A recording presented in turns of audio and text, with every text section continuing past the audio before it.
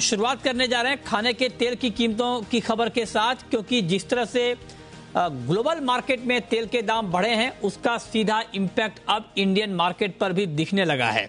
हमारे साथ बातचीत करने के लिए चार खास मेहमान हैं। हमारे साथ हैं बीरेन वकील पैराडाइम कमोडिटी के, भाविक पटेल हैं ट्रेडबुल्स के, नीरव देसाई हैं जीजीएन रिसर्च के और संदीप बजोरिया हैं सीईओ हैं सनविन ग्रुप के। आप सभी का बहुत स्वागत है। और मेरा सबसे पहला सवाल संदीप जी आपसे होगा सर, कि जिस तरह से इंडोनेशिया ने अपने एक्सपोर्ट पर सख्ती बढ़ाई है और ये कहा है कि जो इंडोनेशिया का कुल उत्पादन है पाम तेल का, उसमें से 20% लोकल मार्केट में ही बेचना होगा। उसके बाद से दाम बढ़े हैं अंतर्राष्ट्रीय बाजार में भी और इंडिया में भी। चूंकि हम नेट इंपोर्टर हैं, बड़ा इंपोर्टर हैं ऑयल का, और इंडोनेशिया से ही हमारा सबसे ज्यादा पाम तेल का इंपोर्ट होता है, तो इस खबर का इंपैक्ट होना यहां पर लाजिमी है।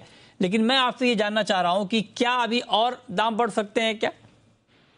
मृत्युंजय जी, ये हर गवर्नमेंट जो है अपनी जनता को तेल रीजनेबल भाव में खिलाना चाहती है। हमारी गवर्नमेंट भी चाहती है, इसलिए हमारी गवर्नमेंट ने इम्पोर्ट ड्यूटी भी स्लैश कर दी है अभी, और कहाँ 38-40% ड्यूटी को 5-8% पे ले आए। और इंडोनेशिया में भी गवर्नमेंट को रियलाइज हो रहा है कि हमारी जनता जो है ये हाई कीमतों से तकलीफ में है। लेकिन इशू ये है, उन्होंने ऐसा रूल बनाया है कि आपको हर एक्सपोर्टर को 20% लोकल बेचना पड़ेगा एक बहुत ही सब्सिडाइज दाम में, जब भी उसको 80% एक्सपोर्ट का परमिट मिलेगा।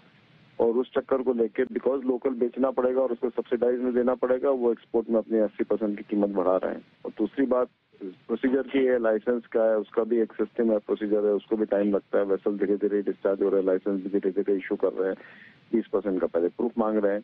तो ये सब थोड़ा मैस हो गया है और इस कारण से इंटरनेशनल मार्केट में जो बुल्स हैं उनको मौका मिला है कि वापस मार्केट को ऊपर ले जाए। कल और परसों 2 दिन मार्केट शांत रहा था। कल परसों थोड़े परमिट इशू हुए थे 3 लाख टन सीपीओ के, 18,000 टन ओलिन के, तो मार्केट थोड़ा रिएक्शनरी मोड में आया था। एक आरपीजी पाम तेल भी थोड़ा सा रिलीज हो रहा था। लेकिन आज जाके गवर्नमेंट ने बोला है कि सभी तेलों पे ये 80-20 रूल लागू रहेगा और ये आपको फुली फॉलो करना पड़ेगा। और उस चक्कर में लेके आज मार्केट जो है वापस स्पाइक कर गया है और $50 जो 2 दिनों में कम हुआ था वो आज एक दिन में $50 बढ़ गया है।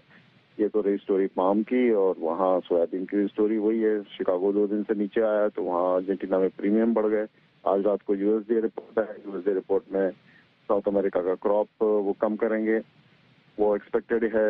ब्राजील में मैंने आपको कहा था पहले 142-44 लाख का क्रॉप अनुमानित किया गया था 3-4 महीने पहले, वो कभी 126-28 के आसपास कह रहे हैं। अर्जेंटीना का अनुमानित किया था 48, वो अभी 42-43 कह रहे हैं। उरुग्वे पैराग्वे में भी 1 मिलियन कम है।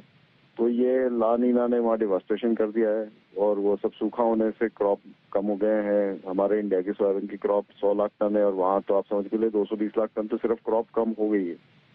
तो ये बात होने से वेज ऑयल के मार्केट में हम अभी एक ऐसे माहौल में है कि 2 महीना हमें बहुत ज्यादा कोई रिलीफ नहीं है। यहाँ जो स्तर पे हम खड़े हैं यहाँ से $50-70 मार्केट बढ़ भी सकता है और घटने के लिए $50-80-100 घट भी सकता है। वायलेंट फ्लक्चुएशन होंगे। $1500 की कमोडिटी हो गई है जो कुछ 2-3 साल पहले $600-800 करती थी, और इसमें 4% का भी फ्लक्चुएशन गिनो तो $60 होता है। तो अभी ये गेम जो हो गया है ये सब बड़े मजबूत दिल वालों का और डीप पॉकेट्स वालों का हो गया है। छोटे मोटे का काम नहीं है अभी इसमें, और वाइड फ्लक्चुएशंस हो रहे हैं। और ऐसे में आपको बहुत संभल के काम करना है और काम करते समय आपको हेज भी करते चलना है। लेकिन दिक्कत ये है कि इंडियन एक्सचेंजेस में हेज तो बंद हो गया है, एक्सचेंजेस चल नहीं रहे हैं, गवर्नमेंट ने उनको डिफर कर रखा है। अब बहुत जरूरत है गवर्नमेंट को कि भाई एक्सचेंजेस शुरू करे। 10 फरवरी 10 मार्च तक इलेक्शन के रिजल्ट हो जाएंगे यूपी और पंजाब और सब स्टेट के। तो मुझे लग रहा है उसके बाद में मार्च एंड तक गवर्नमेंट को सब फ्यूचर्स मार्केट को रीइंस्टेट करना चाहिए। सेफगार्ड्स लगा दीजिए उसमें, जो पहले जैसा उसमें एकदम वो खुला मत रखिए। उसमें डेली फ्लक्चुएशन सेफगार्ड लगाइए, मार्जिन का सेफगार्ड लगाइए, पोजीशन लिमिट का सेफगार्ड लगाइए। फिर बाद में आप वन साइड मार्केट जा रहा है तो आप वो एक्स्ट्रा मार्जिन का सेफगार्ड लगाइए। ये सब सेफगार्ड हमने लास्ट समय भी आपकी चर्चा में डिस्कस किए हैं। ये बहुत सारे वो सेफगार्ड लगा के फ्यूचर्स मार्केट शुरू करने की बहुत सख्त जरूरत है। रेपसीड मस्टर्ड सीड का भी क्रॉप बहुत बड़ा हमारे सामने है। आप कह रहे हैं कि फ्यूचर मार्केट शुरू करने की जरूरत है, लेकिन एक बात है संदीप जी कि फ्यूचर मार्केट जब नहीं है और जब दाम इस तरह की हलचल होती है, जो भी आपने बताया अंतर्राष्ट्रीय बाजार के बारे में बहुत डिटेल में कि किस तरह से दाम बढ़ रहे हैं और किस तरह से उत्पादन कम हुए हैं, फ्यूचर मार्केट जब होता है तो फील आता है दाम बढ़ने का कि हाँ दाम बढ़ गए, दिखता है कि आज 4%, कल 6%। अभी वो हो नहीं रहा है तो फीलिंग नहीं आ रही है कि हाँ वाकई तेल महंगा हो गया है क्या। ठीक है, मतलब कंज्यूमर के ऊपर तो अल्टीमेटली स्पॉट का ही इम्पैक्ट पड़ना है, लेकिन फ्यूचर मार्केट एक फील भी देता है महंगाई का। नीरज देसाई जी भी हमारे साथ जुड़े हैं जीजीएन रिसर्च के। नीरज जी, आपका भी स्वागत है। आप जरा बताएं कि क्या होने वाला है सिनारियो ओवरऑल, जो इंटरनेशनल मार्केट के फैक्टर हैं, जो हमारे यहाँ के फैक्टर हैं, मतलब इन तमाम निराशावादी खबरों के बीच आशा की एक किरण वो है कि मस्टर्ड का उत्पादन बढ़ने वाला है और इसको लेकर बहुत अच्छी रिपोर्ट आ रही है कि बुआई बहुत अच्छी हुई है और उत्पादन बढ़ेगा। तो क्या मस्टर्ड पर जो उम्मीदें टिकी हुई हैं, क्या मस्टर्ड ये पूरी उम्मीदें पूरी कर पाएगा क्या, जो अभी नेगेटिव खबरें दिख रही हैं उसके बीच? देखिए, मस्टर्ड क्रॉप तो बहुत अच्छा शेपअप हो रहा है। वैसे लास्ट ईयर का क्रॉप भी बहुत अच्छा था, पर इस साल रिकॉर्ड एकरेज आया है। उसका मेजर रीजन बहुत रेम्यूनरेटिव प्राइस मस्टर्ड का किसानों को दिखा है। मिला उनको, मैं बोलूंगा थोड़ा लोअर प्राइस था, पर सामने जो प्राइसेस ऑफ सीजन में चले उसको देखते उनको ये प्रोत्साहन मिला है कि भाई मस्टर्ड की बुआई करनी चाहिए। तो रिकॉर्ड बुआई है, रिकॉर्ड क्रॉप आता दिखा है। इसके सामने ये सिचुएशन है कि ऑयल सप्लाई वाइज डोमेस्टिकली हमको मस्टर्ड ऑयल की सप्लाई बेटर होगी। करीब करीब 6 से 7 लाख टन मस्टर्ड ऑयल ज्यादा होगा इस साल।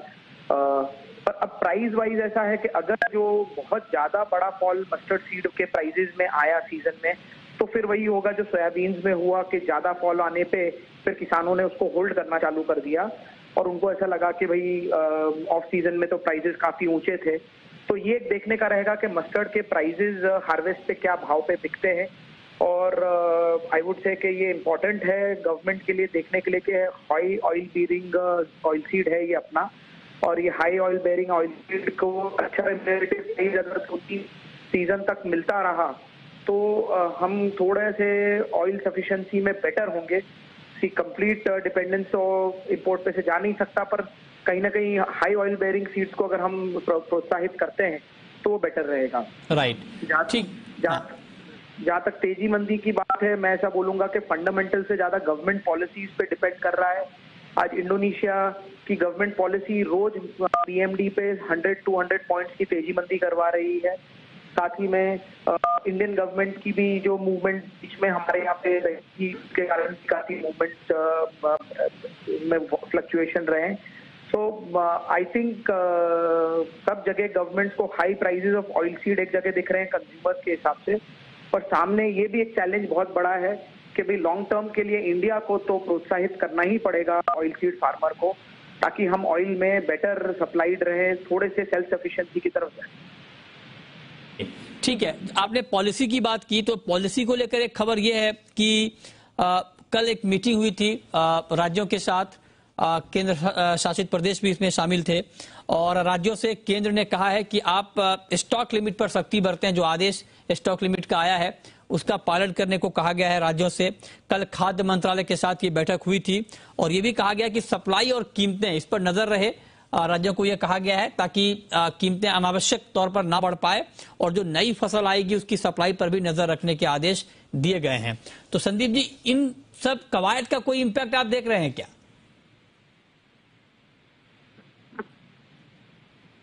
इस चीज का इम्पैक्ट सर, खबर यह है कि कल एक मीटिंग हुई थी खाद्य मंत्रालय के साथ राज्यों की। देखिए ये स्टॉक लिमिट तो जहाँ तक है ना, ये प्रोसेसर्स के लिए कोई दिक्कत नहीं है। प्रोसेसर्स के लिए बहुत इनफ स्टॉक लिमिट दे रखी है, और प्रोसेसर्स के जो डिस्ट्रीब्यूशन चैनल्स है, डिपोज है, होलसेलर्स है, उनको भी वो स्टॉक लिमिट में कंबाइन कर सकते हैं। सिर्फ ये स्टॉक लिमिटों में होलसेल ट्रेडर और रिटेल में प्रॉब्लम होने वाली है। वो बहुत कम लिमिटें उन्होंने फिक्स कर रखी है। वो तो 30-40 साल पहले जो लिमिटें होती थी, जब तक हमारा तेल की इकोनॉमी आज हमारी 230 लाख टन की डिमांड की साल की इकोनॉमी है, उस समय साल की economy 70-80 lakh ton, 100 lakh ton की हुआ करती थी। उस लिमिट को इनको 2 या 3 तक बढ़ाना जरूरी है, जो होलसेलर के और रिटेलर के। नहीं तो वो सप्लाई लाइन में खुद के वो प्रॉब्लम क्रिएट कर रहे हैं। गवर्नमेंट को ये बात बोली गई है, उनको रियलाइज अभी स्टेट से भी आएंगे मेरे ख्याल से उनको फीडबैक, और ये उनको करना बहुत जरूरी है कि होलसेलर और रिटेलर की लिमिटों को 2 गुना या 3 गुना बढ़ाना जरूरी है। प्रोसेसर की लिमिट गुड इनफ है, उसमें कोई दिक्कत नहीं है। अच्छा।